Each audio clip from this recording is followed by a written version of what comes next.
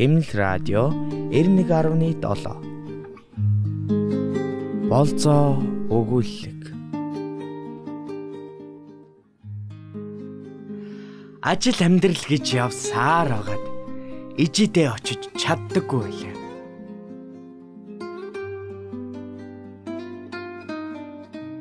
Тэр нэгэн орой ээжигээ хоолнд урьж хамт кинонд явахаар боллоо.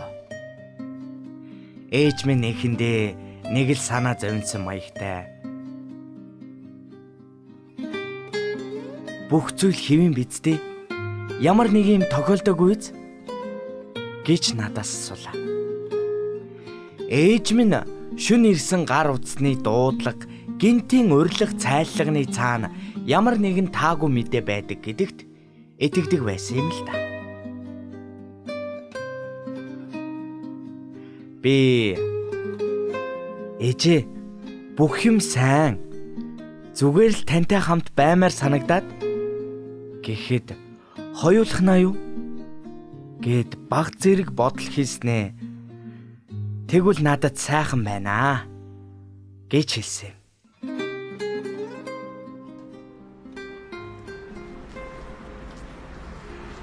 Тэр баасан гаргийн орой ээжигээ гэрээс нь авах гээд явж байхад миний дотор нэг л сонирн байлаа. Ээжийнхээ гэрт очиход ээж минь сэтгэл нь гэгэлзэж байгаа нь илт.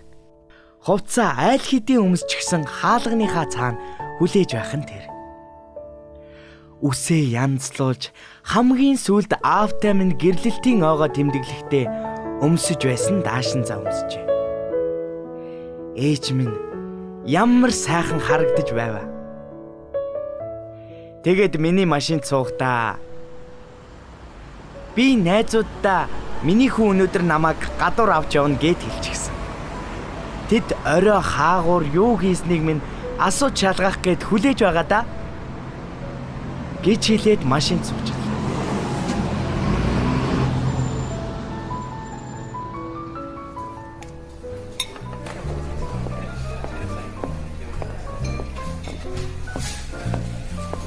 Бид хоёрын сонгосон зоогийн газар хэтэрхий тансаг биш ч цомхон мөртлөө боломжийн дулаахан газар байлаа. Хоол үйлчилгээ сайтай болохоор хүмүүс их л орж гардаг болтой.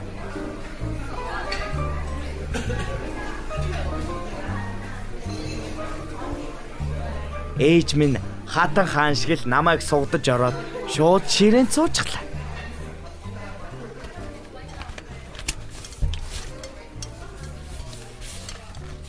Харин хоолны цэсний бичиг маш жижигхэн байсан болохоор ээж минь унших гэж нилээд хүчилж байгааг нь хараад би хоолны цэсийг чанга дуугаар уншиж эхэллээ.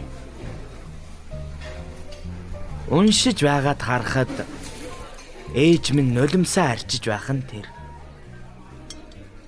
Тэгээд над руу харж инээмсэглээд чамайг баг байхад би хоолны цэсийг уншаад чи хоолны цэсүүдийг гайхаж харж суудагсан гэж хэлээд инээмсэглээ.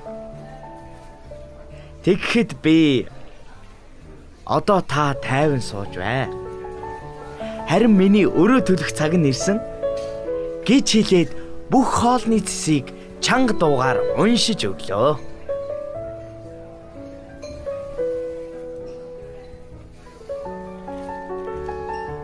Бид хоёрын оройн зоог үнэхээр гайхалтай боллоо.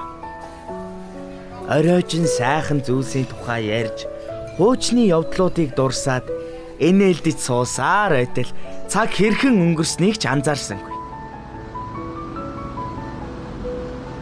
Ингээд бидний оройн зоог өндөрлөж, би ээжигээ гэрт нь хүргэж өгөхөд ээж хүүтэйгээ дахиад ингэж суух юмсан.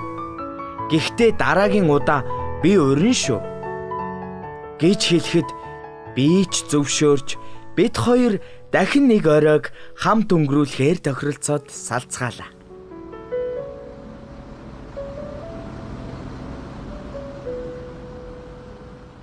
Гэртээ ирэхэд эхнэр маань оройн зог хэрхэн өнгөрснийг асуухад Би гайхалтай.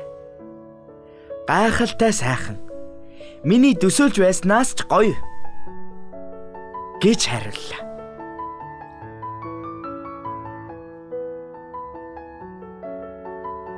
Хэдхэн хоногийн дараа ээж минь зүрхний шигдээсээс болоод бурхан болчихсон юм. Гэнэт зүрхэн зогссон учраас бид юу ч хийж чадсангүй. Хэсэг хугацаа өнгөрсний дараа урд нь орж байсан зоогийн газраас хоёр хүний төлбөр нь төлөгдсөн захиалгын урилга бяцхан зурвсын хамт миний гар дээр ирлээ.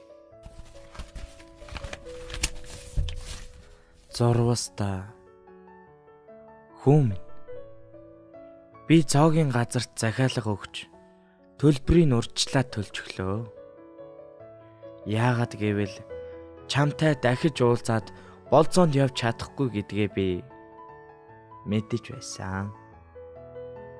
Гэсэн хэдий ч хоёр хүний захиалга өгчихсөн байгаа.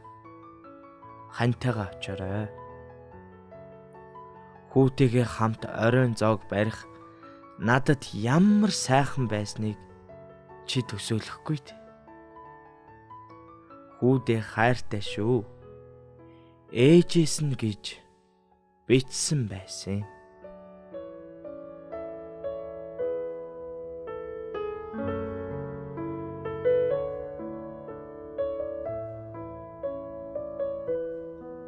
Зохиолыг уншсан жүжигчин Мөнх Учралын Цэндбаяр. Хэмнэл радио 91.7.